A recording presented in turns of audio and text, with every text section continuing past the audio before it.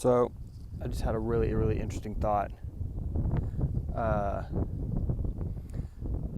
It was actually pretty physical too. I was walking down this road over here to go see where that road went, and I was going down into the valley, and I didn't like it. I didn't feel. I was like I felt like I couldn't think. I couldn't make sense of my thoughts.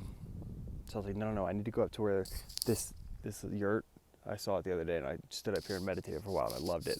So I was like, no, I need to go where that yurt is, and like hang out there, because I'll be able to think better. I'll be able to talk better. I'll be able to express myself better. And I realized, I started to think about it, and I was like, oh my gosh, that's actually a representation of my internal environment.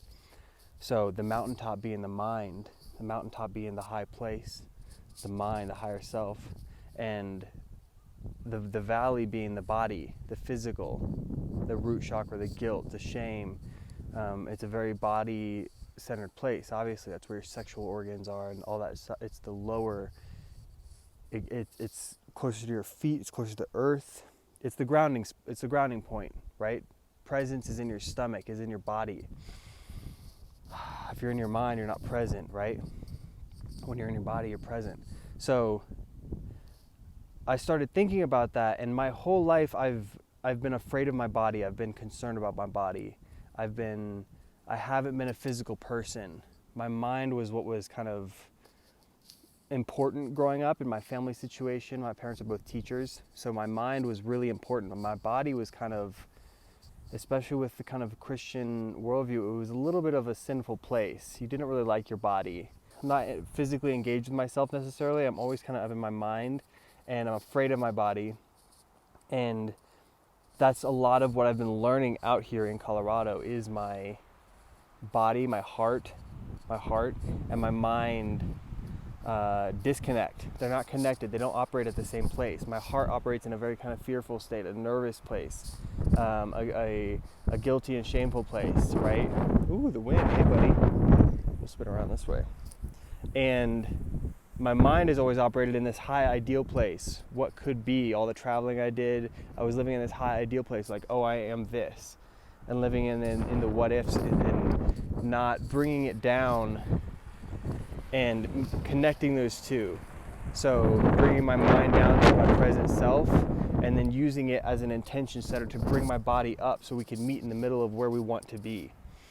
Right? I don't want to be in a fearful place in my body. I don't want to be in a stressed place in my body. And I want to use my mind to set intention and set belief of myself so that I can rise up and we can meet in the middle, right? So my mind can come out off a high horse in a way, okay? Like, you're not this person, you need to come down to where you are, so then we can connect the mind and the heart and begin to work together to then raise up vibrationally and move up into a higher space.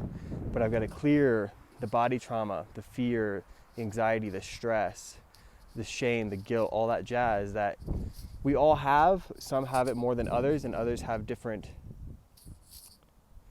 ways of going about healing it, but it's about healing those things. And for me, those I'm learning, those are very deeply ingrained. So it's about massaging those out, taking time for myself, being with myself, and that's the intention moving forward. Is a lot of this, a lot of being in nature, breathing, slacklining, doing yoga, being physical in how I like being physical, and then as I grow, find different ways to move my body, move my energy, move my chi. I'm excited about it. I'm getting a car in like 2 weeks, and that'll be the first step. And then kind of move into that and be living out of that for the summer out here, making money, working. But anyways, it was an interesting thought, the mind and body, the mind and heart.